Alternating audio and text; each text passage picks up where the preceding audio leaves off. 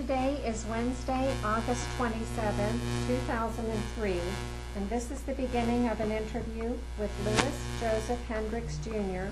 in the library at Mariemont Junior High School at 6743 Chestnut Street in Mariemont, Ohio. Mr. Hendricks is 78 years old, having been born on May 21, 1925. My name is Nancy Bisbee, a library aide at Mariemont Junior High School, and I'll be the interviewer. Mr. Hendricks, could you state for the recording what war and branch of service you served in? I served in the Second World War. It was part of the Rainbow Division, 222nd Infantry. We were active in France and Germany, and when the war was over, we were in Austria. And what was your rank? I was private first class. Okay. Were you drafted in the war, or did you enlist? I enlisted in, it was called the Enlisted Reserve Corps, and I enlisted through Fort Thomas, Kentucky, right across the river. When was that? That was in 43.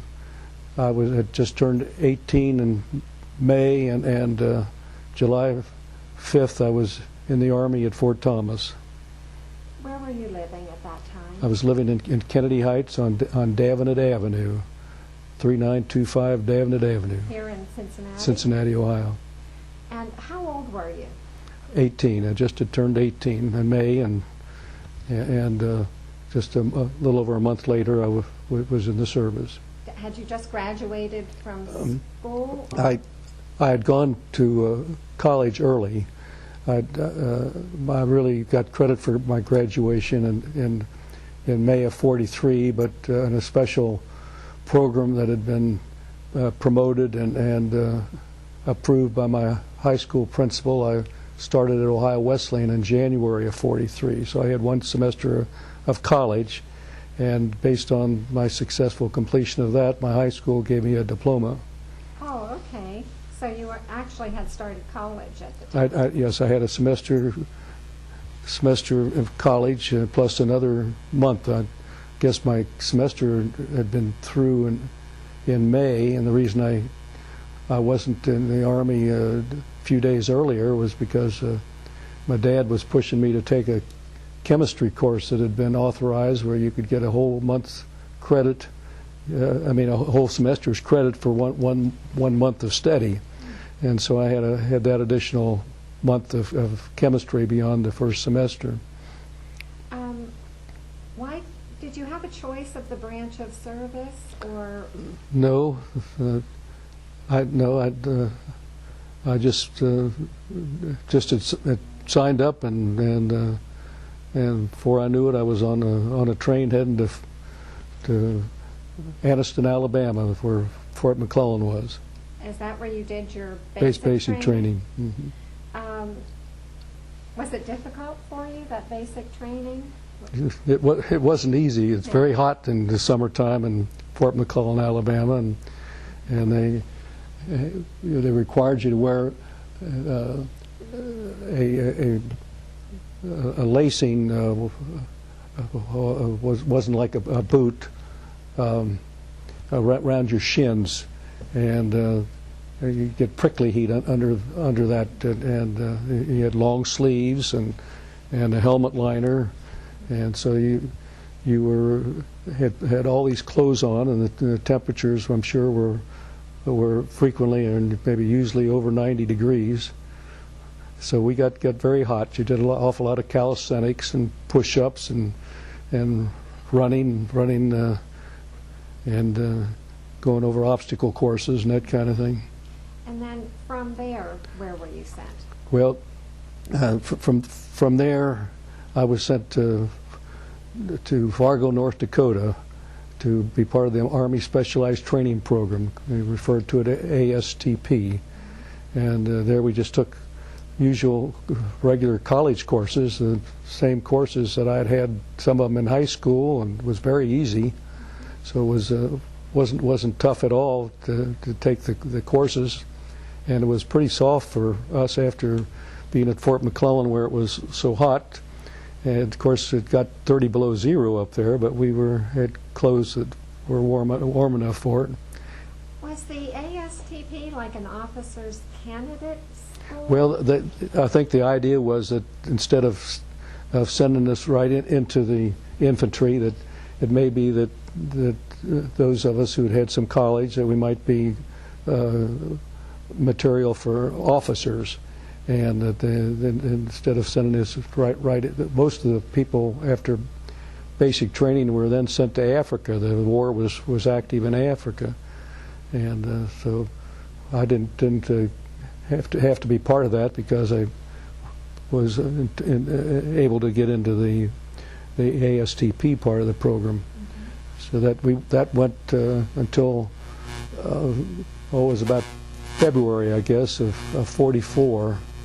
And they decided they needed more people in the infantry, and they better close up the ASTP program. So then they sent all of us from Fargo, North Dakota to Camp Gruber, Oklahoma. We got there just in time for the warm weather at Camp Gruber, Oklahoma, and they put us through another basic training. 13-week basic training. It was all the same things that we'd had before. You crawled under machine gun fire, and you had to dig a foxhole and have tanks run over the foxhole while you were in the foxhole, and all kinds of things to test you and keep you in good shape. It was the same things that we had done at Fort McClellan. And after that 13 weeks was over, they didn't have all the contingent, the complete numbers to go overseas, so they didn't let us sit around. They put us through they brought in what they called fillers, additional men, and put all of us through the same course again. So I had 3 basic trainings before I went overseas. Did you have weapons training at that time? Oh yeah. You qualified with the M1s and the carbine. For a while I was a BAR man. That means a Browning automatic rifle. It's an automatic rifle that has a bipod by the end of the muzzle, and that's different from most other rifles because it would tend to pull away from you instead of come back when you pull the trigger. It didn't come back at you, but you'd have to be holding on to it, or it would want to be pulling away. It was automatic fire, like a machine gun. It has automatic fire, but the BAR was a more mobile weapon. You could pick it up and run with it. That was a fairly big gun, wasn't it? Heavy. It was heavier. Yeah, I think the M1. I don't remember what it weighed. Maybe 8 pounds or something like that. But the BAR was heavier, and it would pull away as you shot. It had very rapid fire. Okay, and then from there, where were you sent? Well, then eventually had also training with a mortar, 60 millimeter mortar, and that eventually, that was most of the time I was overseas. I was in a mortar unit where you would have a big shell, and you're allowed to go down the muzzle of the mortar, and it when it hits the bottom of the tube, then it goes out. And with the mortar, you have to be sure that you've got an opening above. If you're in the woods, you don't want it to be hitting any trees as you let it go.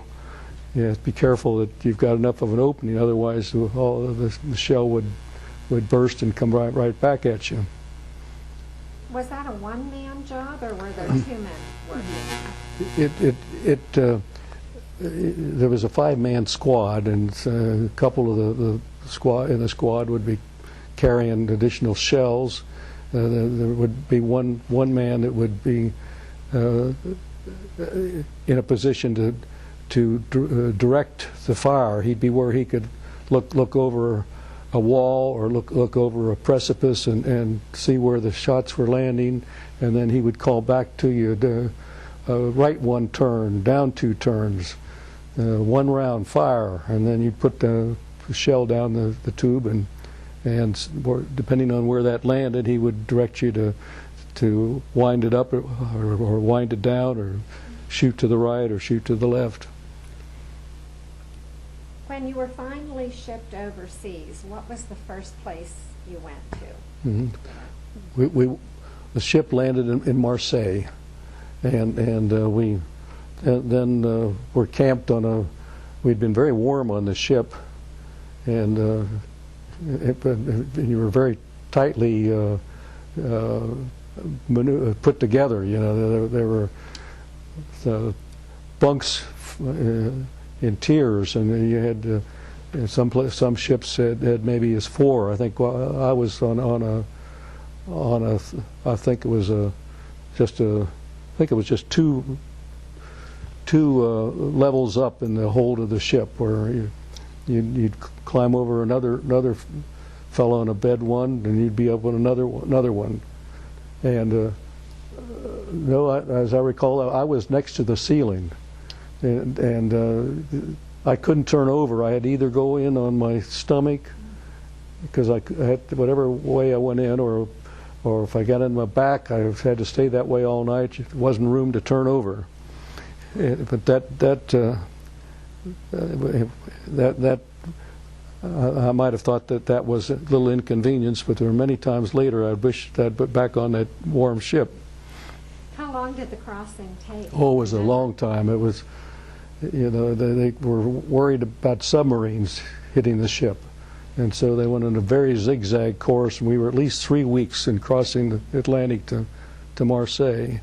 They had airplanes, of course, or some of our airplanes that would be. Sometimes you'd see them, but maybe there'd be hours where you wouldn't see them. But there were airplanes that would be there to try to protect us from submarines or German aircraft, and they always were careful that no lights were shown on the outside of the ship. But it took us 3 weeks to get to Marseilles. What were your first impressions? What impressed you the most when you landed at Marseilles? Do you recall? Well, I just recall everything that you had. We had these huge green bags that you toted along with everything that had been assigned to you, and had gas mask and overcoat and helmets and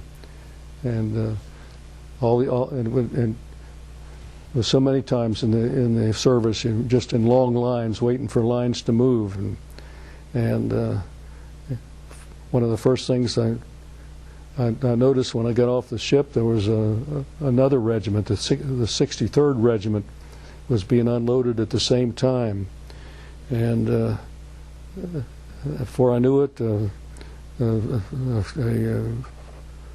very close friend from my neighborhood came running up yelling Hendricks, and here was John Earhart, who is an attorney who's still practicing in Terrace Park, and he and I were childhood friends and have been friends all most of our life. So John came up to let me know that he had seen me, and he was in another division.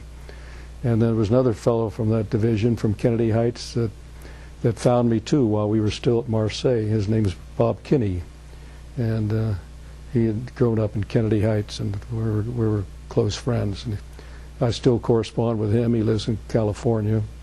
So those were the first things I noticed, first memories I had of getting off the ship. You were so young. Can you remember what your feelings were at that time?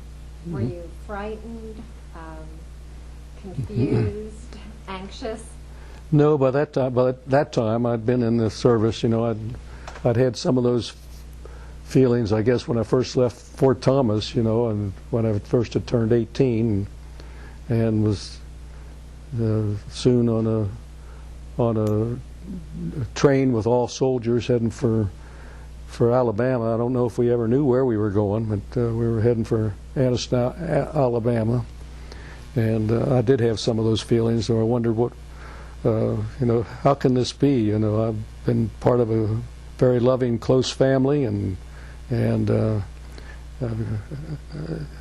my parents were very active in the community. My father was a very successful ophthalmologist, and I remember thinking, what am I doing here? I'm Dr. Hendricks' son, Louis. What am I doing on this train heading south? When you got to Marseilles, were you right away transported to the fighting? Did that happen pretty quickly? No, I think we were 2 or 3 weeks just camped, and it was very chilly up on a hillside in Marseilles, and we were, of course, near the Mediterranean Sea there,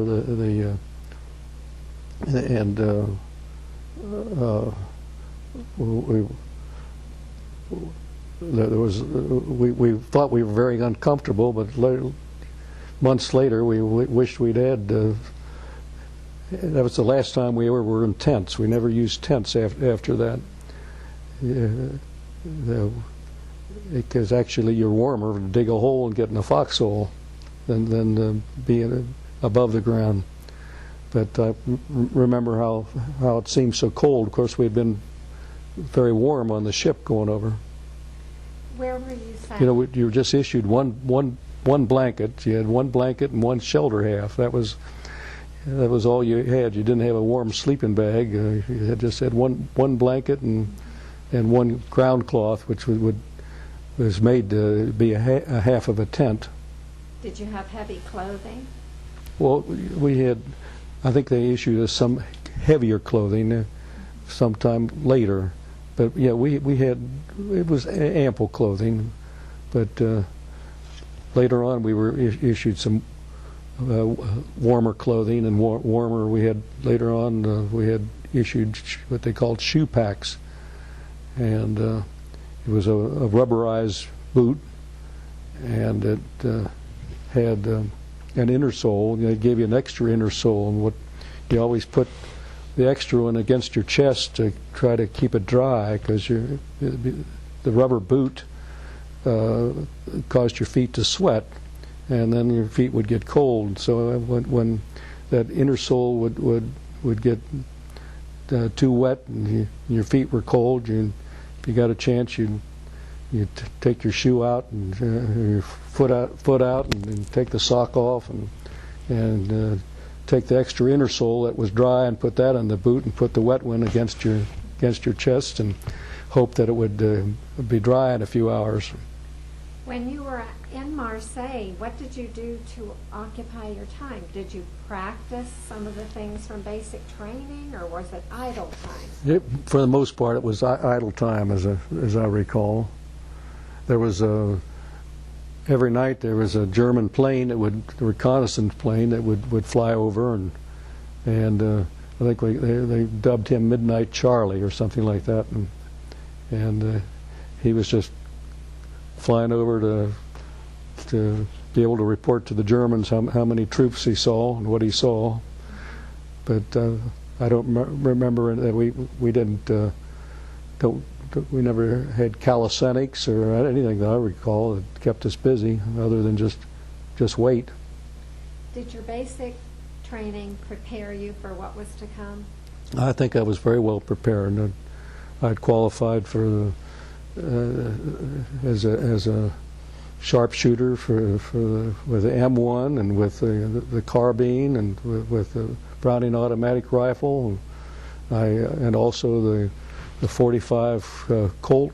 That was the weapon that I had most of the time.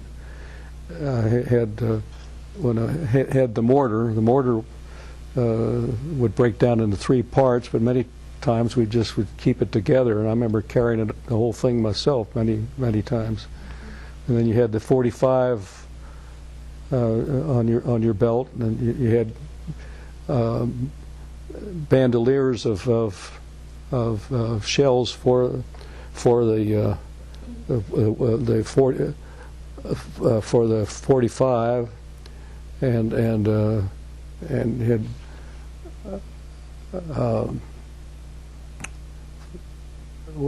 I guess I guess a lot of the shells I'd found a carbine that another soldier had lost, and I picked that up so I'd have that extra firepower, and I would carry that on my back, and then I would have a number of bandoliers of ammunition for the carbine, as well as what the bullets that I had for my 45 revolver. From Marseille, where did you go? From Marseille, we were put on boxcars and a long train to head towards Strasbourg, and I don't know how long it took. It was at least 3 or 4 days, because the train just would stop for hours sometimes, and then it would keep rolling. There were probably about 40 of us on each boxcar, and then we went to Strasbourg, and they had us billeted in what first had been a fortification that had been part of the Maginot Line of the earlier World War, and we were there for about a week or week and a half. It wasn't long. It seems to me we were there until right before Christmas of that year. So I guess that was 44, Christmas of 44. So that's where I was on Christmas. Were you in the fighting and combat then?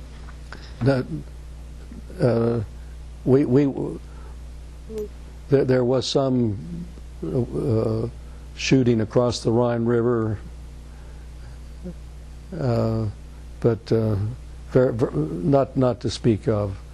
Then we went up toward Nancy, France, as I recall, and I don't think we were ever in any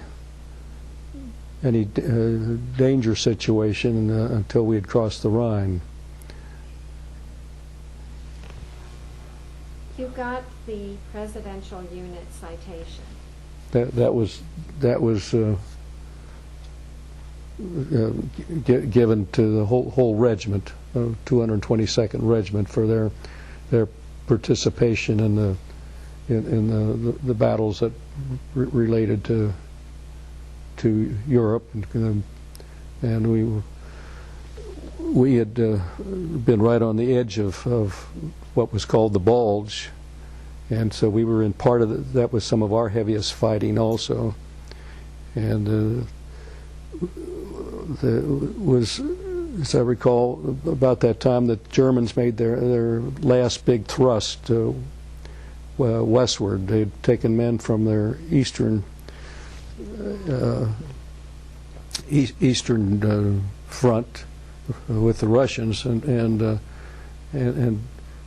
threw them all against the advancing 7th Army and the 3rd Army. We were part of the 7th Army. General Patch was head general of the 3rd Army, and that we were the southern troops going across Europe, and the 3rd Army was just north of us.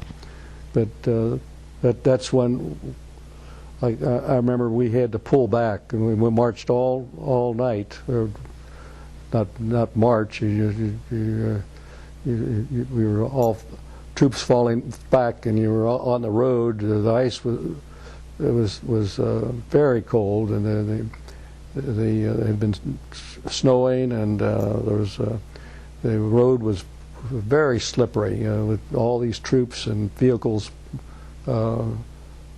going over it, so that some of the men were falling down because you had a lot of weight that you were carrying, and you marched all night to I remember a lot of the troops got lost in that long pullback, and wasn't until maybe 20 hours later, or 24 hours later, that some of them found the right units that they were supposed to be part of. Were there a lot of casualties?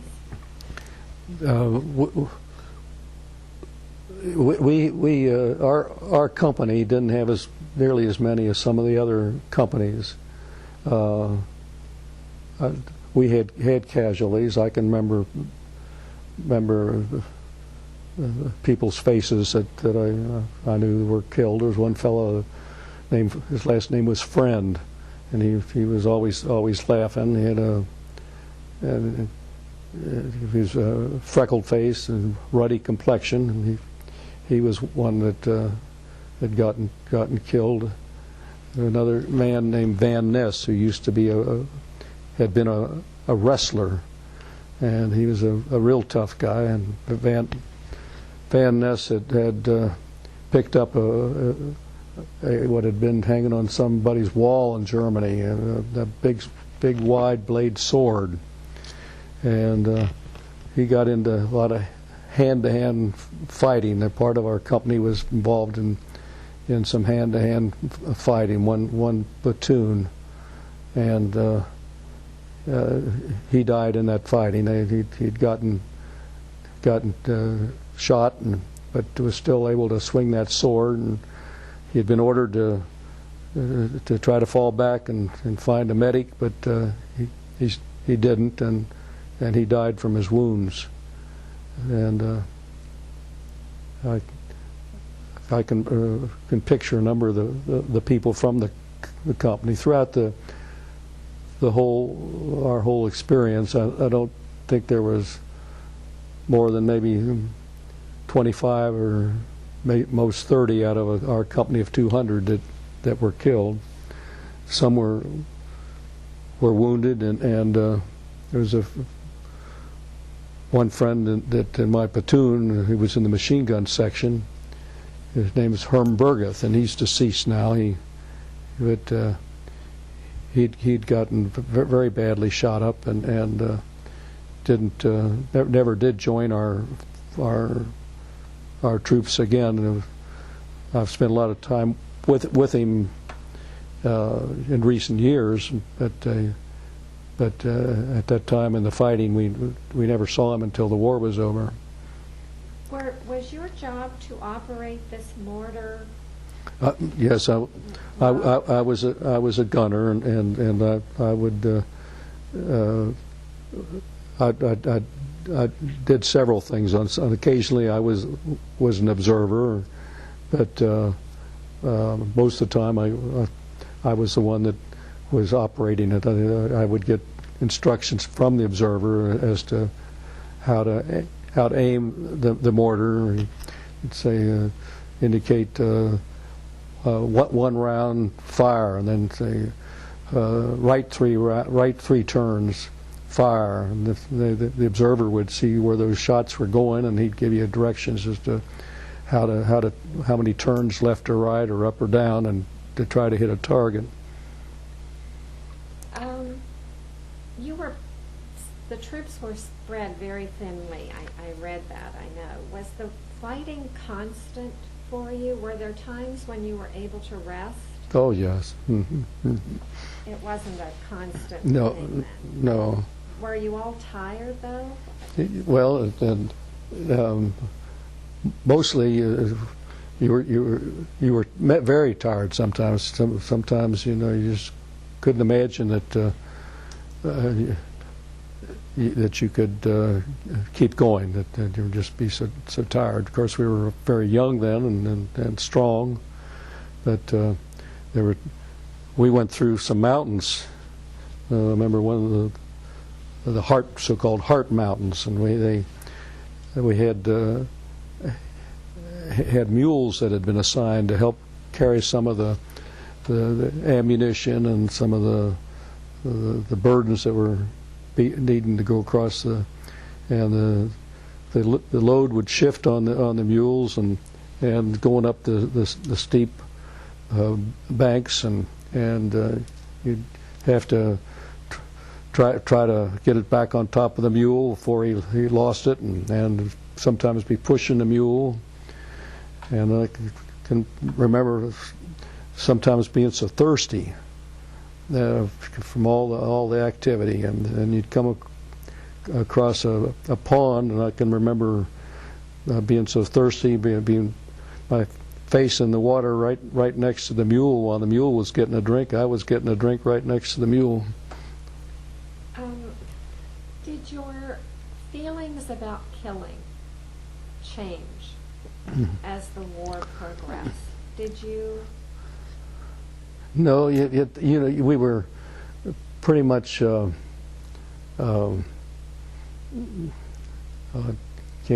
think of the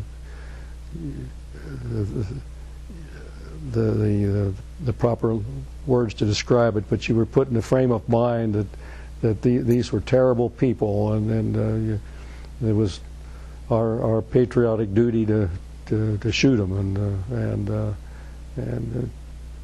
you were just filled with that kind of talk of how bad they were and how evil they were, and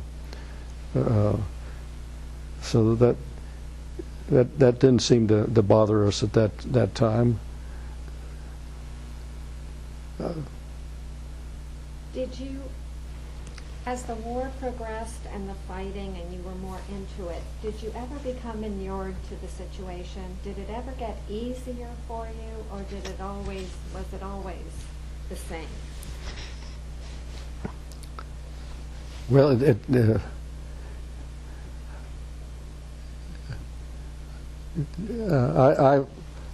I felt that I never felt that it was too much for me to bear, that I couldn't do it, and there was plenty of times where you did have time to rest and recuperate. And remember one time we were for a couple of weeks in a house that we'd taken over in France. The living quarters were on one side, and there was in a farm area. The animals, the cows, were on the other side of one hall, just a hallway dividing the structure. And living was one. As soon as you stepped out of the living quarters, and you were in a long hallway, and the other side of that hallway were the animals. And we were there a couple of weeks, I guess, and I can remember we got to clean up and shave and wash our clothes, and the man who owned the property,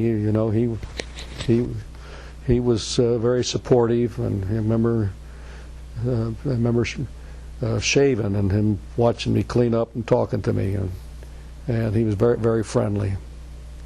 You were involved in the liberation of Dachau. Can you tell me a little bit about what that entailed? I wasn't one of the troops that liberated Dachau, but I was very close to Dachau, within less than a mile, I guess, and I had been assigned to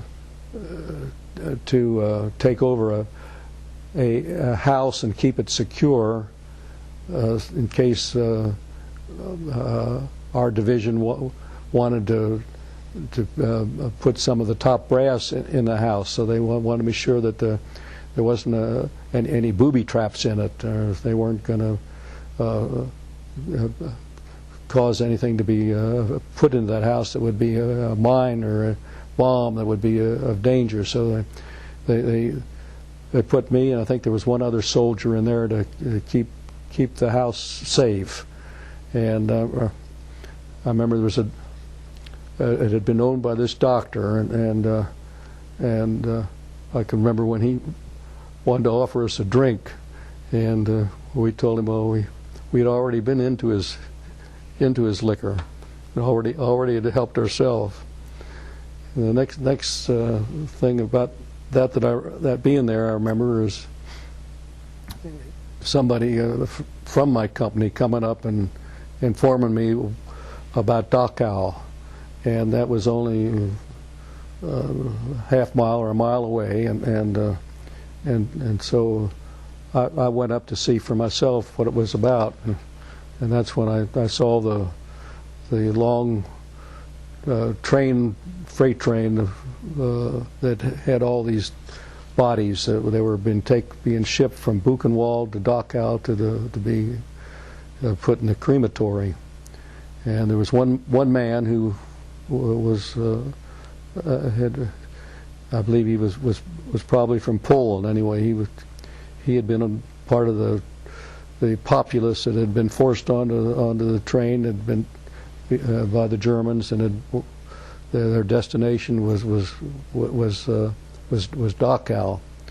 So at Dachau, I did see the liberation of the prisoners. It was still going on. I can remember there were 2 Red Cross girls that were from the American Red Cross that were there.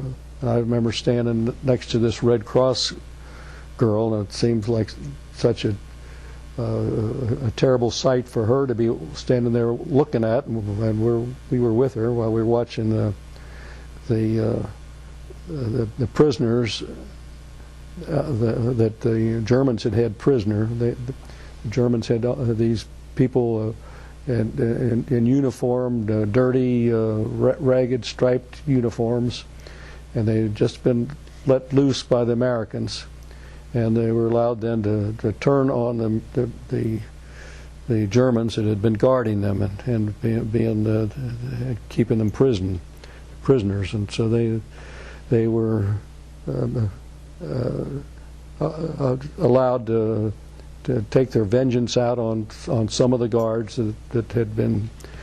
I don't know what their motive was, whether these particular ones were any particular guards had been more mean to them or bad to them than or whether they just represented the Germans that they were so mad at. Anyway, I can remember seeing two of them that had been just killed by the bare hands of, and were being killed while we watched by these men in tattered tattered prison garb that were just tearing these guys. They had pulled their trousers down, were kicking them in the testicles, and they had their teeth were showing through their cheeks, and they were just allowed to be so mutilated and beat until they were dead. Can you tell me one or two of your most memorable experiences from your time in the service? Well, that actually is one of the most memorable experiences, and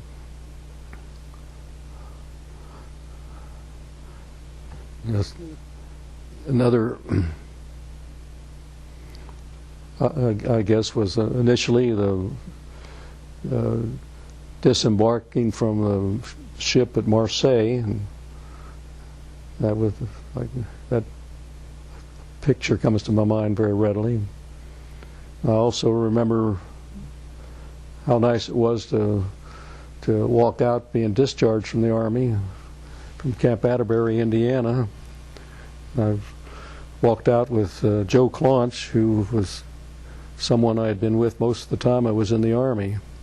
We both walked out of Camp Atterbury together, and when we were being interviewed as to what our plans were, or what was our benefits and what the Army benefits were, and we were asked if we didn't want to sign up again for another hitch, and when we said no, we were asked whether we wouldn't at least like to be in the reserves, the Army Reserves, and I remember telling the man, I thought he said the benefit of that would be that if we were having to enlist again or forced to be in the Army again, by being in the reserves, we'd have a chance for a higher rank. And I remember telling the interviewer that I thought the highest rank that I could hope to be would be a civilian. In the pre-interview, you told me a little story about a man named Neiman.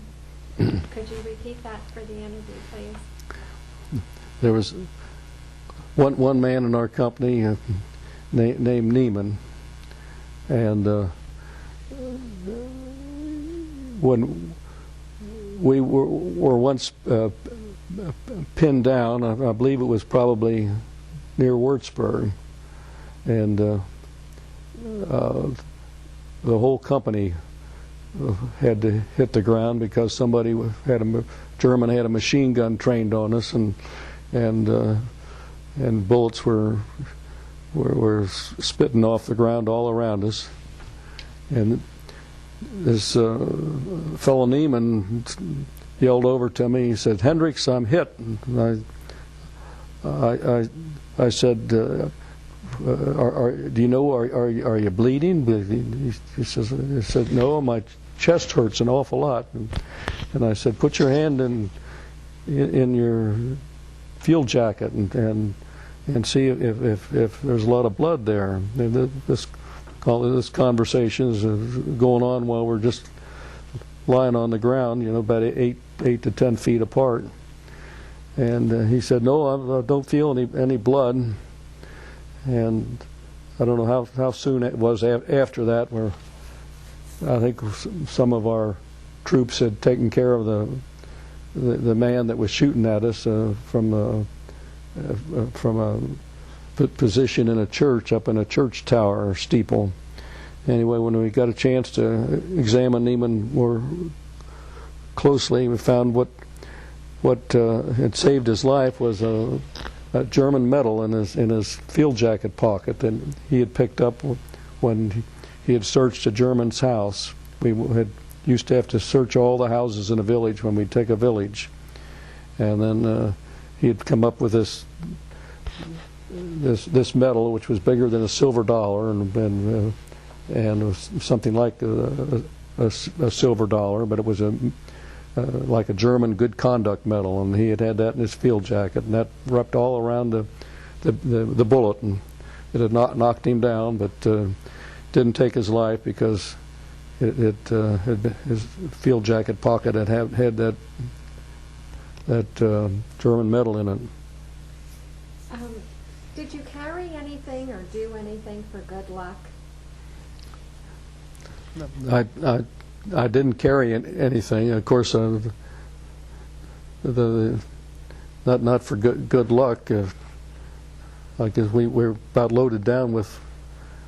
In our field jackets, there's just room in the field jacket to have 3 K rations, and inside the lining, you slit the back of the lining of your field jacket, and these were rectangular packages, and that was your dinner for the next three dinners. And I had those in the bottom of my field jacket, and then I had in my helmet liner, I had any letters from home. You never threw away the letters, because they could come in handy when you needed some paper. So you held on to the letters. And you had bandoliers of ammunition. We looked terrible. We hadn't been able to, shave for sometimes 2 weeks, sometimes 3 weeks, and you didn't, nor have a bath, and so you smelled bad, and you looked dirty, and you were sometimes covered with mud, and very bewhiskered. And most of the time you were cold. You never had too much chance to get warm. Were you hungry a lot of the time? Oh, well, you could always eat, Adequate food? But wasn't too often that they didn't get something for you to eat. I can remember he also had what was called a D ration, which was like a big chocolate bar, and occasionally that was issued to you when they didn't have time to serve you any meal, or where you didn't have time to enjoy eating your K ration. You could eat that candy bar, and it was quick energy. How often did you hear from family and friends at home? Well, sometimes it was maybe 3 weeks or 3.5 weeks, and then maybe you'd get be somewhere where you'd get another letter in a few days after that. But often it would be a number of weeks before you would hear from home. That was because nobody was getting any mail. Right. That my folks weren't writing to me. What did you think of your officers? Well, most of us didn't have too much respect for our captain of our company, because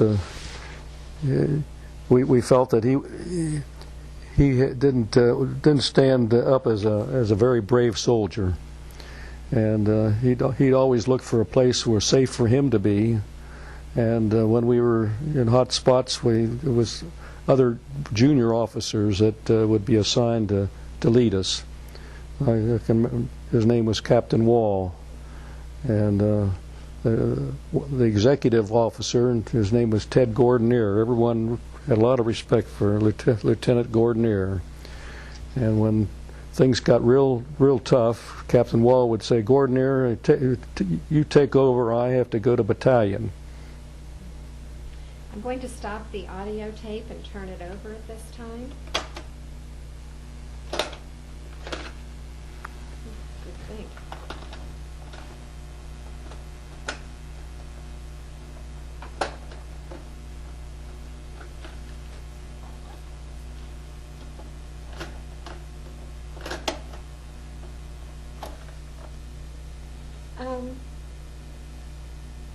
What do you feel was the most important thing you learned from your time in the service?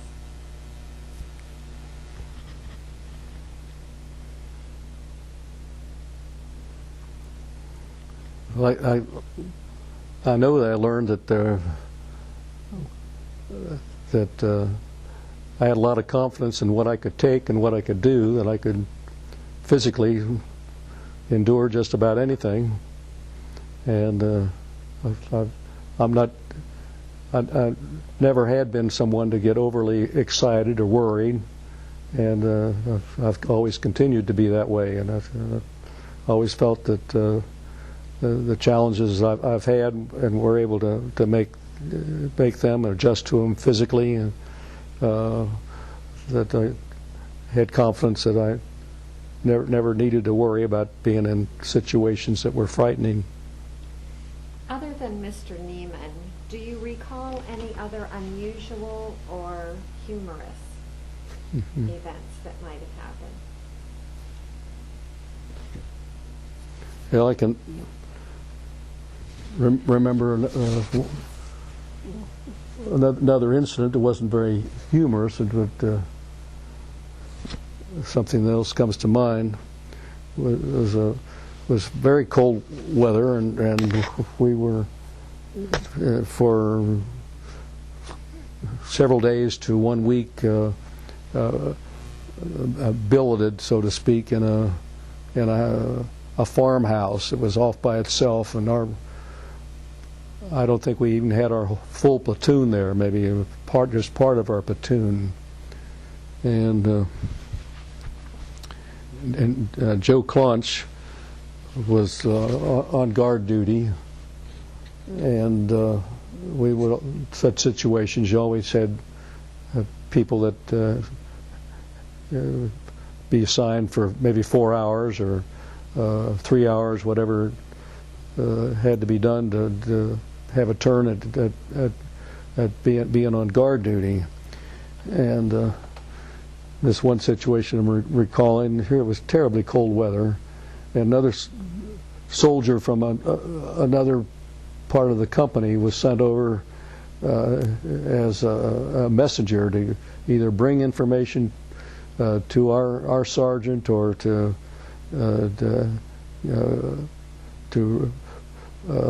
obtain some information. And when he came up to Claunch, he asked Claunch where the latrine was, and when in every situation where there's some place, if you're going to be there for a few days or a week or so, you get more a system of camping, and have a definite place that's slit trenches that are made for to use as latrine. Joe said to this other soldier that barn, right through that barn door. But what Joe didn't tell the poor guy was that the floor was out, and he was only supposed to stand there in the door. But the poor guy fell into a terrible mess, and there was just snow and ice all around, and that was the only clothes he had to wear. And so some of the other fellows helped him, took him into the house, and got all the terrible clothes off of him, and they got a lot of snow together and found some big piece of tin that would serve as a bowl, and they made a fire under it, and got some hot water to get his clothes somewhat clean, and then he had to wait till those dried, and then he got to go back to his part of the unit. What did you think about your fellow soldiers? Well, I can remember one that I didn't think too much of. His name was Gelb, G-E-L-B, and that means in German yellow. And poor Gelb, he was yellow as well as being his name. I remember one time he and I were assigned to be on a listening post out in front of our lines, and we were maybe 500 yards in front of our lines, something like that, and just to be out there trying to make sure that if we heard any sign of tanks, German tanks, that we would be able to alert our company. And we were supposed to be there for a definite time, whether it was 2 hours or whatever it was, and before we should go back. And I was cold, Gelb was cold, and I had a heck of a time keeping him from leaving his post and going somewhere where he could warm up. He wasn't going to stay there, so I had to threaten him that that he was going to be in all kinds of trouble, and I was going to make sure that he was in for it if he didn't stay there with me. On the other side of that coin, do you remember or did you witness any extraordinary acts of bravery over and above the normal acts of bravery that you must have seen? I'm sure I did. I don't know if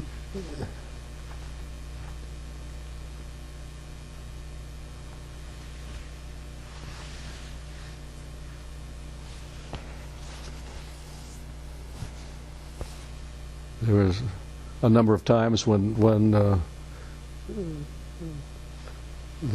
medics were very brave, that someone would be pinned down and had been wounded, and a number of times they would put their life in danger to crawl out to take care of the wounded person. Is there anything that you would like to add to this interview that we haven't covered so far? I can remember another instance when I was helping carry wounded, and was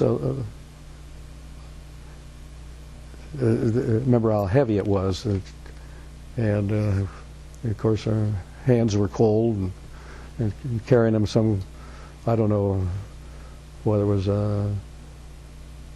half mile or a mile or how far it was, but it was over rough terrain, some up and down, and carrying the I think there was, I was on one end of a stretcher carrying, I think there were several stretchers being, and it was over some fairly rough terrain where we were carrying them. Also, I remember another instance when I that was early in the war, that was up near, when we were near Strasbourg, that there were several of us that were assigned to put some landmines on a bridge, and there's the metal, we had our hands, we had gloves on, but the mines were heavy, and the metal was so cold, and we carried them. Well, I'm sure it was at least a mile or a mile and a half to get to this bridge, and over some rough terrain. And I can remember just how terribly cold my hands were, and you no way you could carry them other than to. And they were we had one in each hand, and then we put the mines on a bridge, and we're lucky that we didn't come under fire by a German patrol while we were putting them out there so that they couldn't come across the bridge. And I remember coming back to the relative safety of our lines, and one particular sergeant who was, I'll never forget how nice he was and realizing that we were cold, and he had a real hot coffee, a can of it was our regular mess cup of gear, mess cup of coffee, and just strong black coffee, and was so hot you could hardly hold on to it now, especially with the hands being cold. But how nice that seemed to be able to chance to warm up. Did you make any really close friendships in the service? Yeah, I've always gone back to a reunion. There was another fellow from Ralph Haney was from Cincinnati, and he was in my squad. Now, Ralph's now in a nursing home. He's no older than I am, and he's had very bad health for the last several years, and he's in a nursing home now. But he had also been in Fargo, and had been down at Camp Gruber with us. And another fellow, Roy Gordon, his health is very poor. He lives in Maine, and he's not able to do much anymore either. He's a very good piano player, and his wife would call him, and his wife says all he does is play the piano. He isn't interested in doing anything, and but there is another man that always comes to the reunions. He's a doctor. He lives in New York, and his name is Justin Walker, and he's very active in the Rainbow reunions. And he's a medical doctor, and he has two children who are doctors. And we enjoy his company when we go to the reunions, he and his wife named Gloria, and they're very nice to be with. When the war ended, did you finish your schooling? Did you go back to school? Yes, I went back. I think first I had a course